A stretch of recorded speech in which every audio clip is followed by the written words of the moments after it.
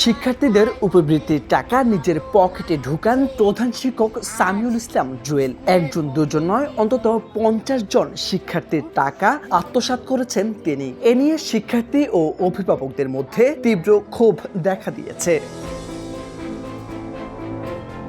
অভিভাবকের পরিচয় ঠিক রেখে শিক্ষার্থীর মোবাইল নম্বর না দিয়ে নিকটাত্মীয়দের নগদ অ্যাকাউন্ট নম্বর অন্তর্ভুক্ত করেন প্রধান শিক্ষক সামিউল। শুধু আত্মীয় নয়, পোল্ট্রি ব্যবসায়ীর নম্বর দিয়েও টাকা উত্তোলন করে নিজের সংসার চালান তিনি। আমার দুইটা বাচ্চা টাকা কে খায়? তখন উনি বলছে যে কেন পায় নাই, তুমি তো রানিং নাম্বার পাবা না কেন? তা আমি কই পাবা না কেন আপনি ভালো জানেন, কেন পাইলাম না? তখন উনি বলছে যে সরকার খায় টাকাটা মারি। তা আমি কই যে কোন সরকার মারি খায়?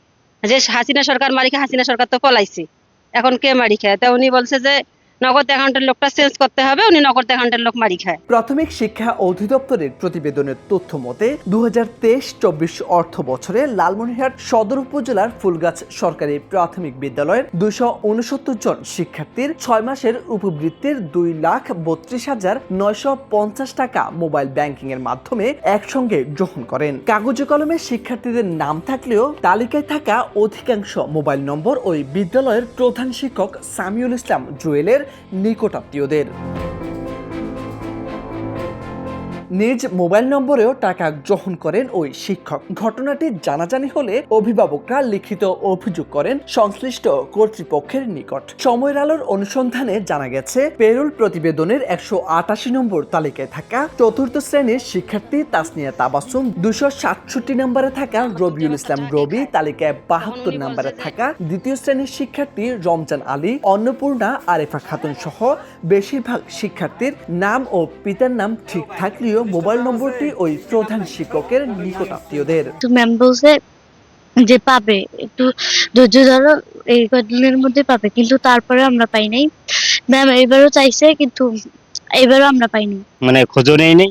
কিন্তু এতক্ষণে মানুষের মাধ্যমে দেখি, কাগজপত্র ঘাটাঘাটি করে দেখি যে আমার মেয়ের উপবৃত্তি ওই প্রধান শিক্ষক সামিউল ইসলাম জুয়েল খায়। এর আমি সুষ্ঠু বিচার চাই। ফুলগাছ সরকারি প্রাথমিক বিদ্যালয়ের প্রধান শিক্ষক। আমি দোকানদার হওয়ার কারণে উনি আমার দোকানে বাকি খাইতো আর কি। বাকিটা খাইতো এমন ভাবে যে আসলে 3 মাস পর 4 মাস পর আমাকে পেমেন্ট করতো, বা 2 মাস পর 1 মাস পর পেমেন্ট করতো। উপবৃত্তি পায় না। এক স্যার লোকমান স্যার বললো এটা বাংলাদেশ ব্যাংক থেকে দেয় না। আরেকজনকে জিজ্ঞেস করলাম, সে বলতেছে এটা শেখ রেহানার বোন দেয় না। তখন আমার মনটার ভিতরে এমন একটা হলো, কি যে শেখ রেহানার বোন দেয় না, বাংলাদেশ ব্যাংক থেকে, দেখি আমি কোন ব্যাংক থেকে দেয় না, আমার প্রশ্নটাই জাগে। তখন আমি কাগজপত্র শিক্ষা অফিস থেকে তুললাম, যোগাযোগ করে তোলার পর আমি হাতাইতে শুরু করলাম যে এটা কি আছে, ঘটনাটা কি। আমি হাতাই দেখি খালি মধু এই জায়গায়। আর উনি শিক্ষক, একজন মানুষ গড়ার কারিগর। গাছের গোড়া যদি খারাপ হয় তা আগাল কিভাবে ভালো হবে? সেই নাম্বারটার পরিবর্তে অন্য একটা নাম্বার এসে অ্যাড হয়ে গেছে। যাই হোক, আমি যখন নাম্বারটাকে মিলালাম, ওই ভাইকে আমি ফোন দিলাম। ও ভাইয়ের নাম হলো সোহেল, সে লালমনিরহাট হাজি এন্টারপ্রাইজে থাকে।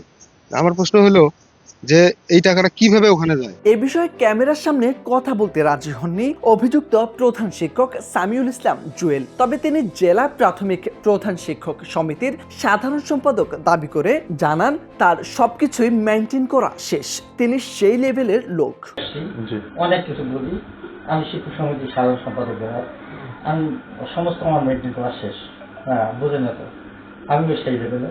এখন তো ইন্টারভিউ আমি বাচ্চা দেবো না, স্কুল খুলুক, আপনারা আসেন। বিষয়টা অনেক উপরে চলে গেছে।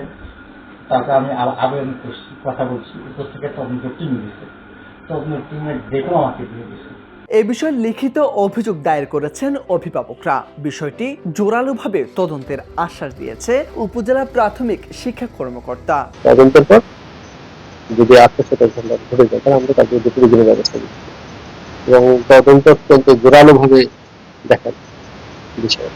ফুলগাছ সরকারি প্রাথমিক বিদ্যালয়ের সকল শিক্ষার্থীরা উপবৃত্তির টাকা পাবে ও অভিযুক্ত শিক্ষকের বিরুদ্ধে যথাযথ ব্যবস্থা গ্রহণ করবে কর্তৃপক্ষ, এমনটাই প্রত্যাশা অভিভাবক ও এলাকাবাসীর।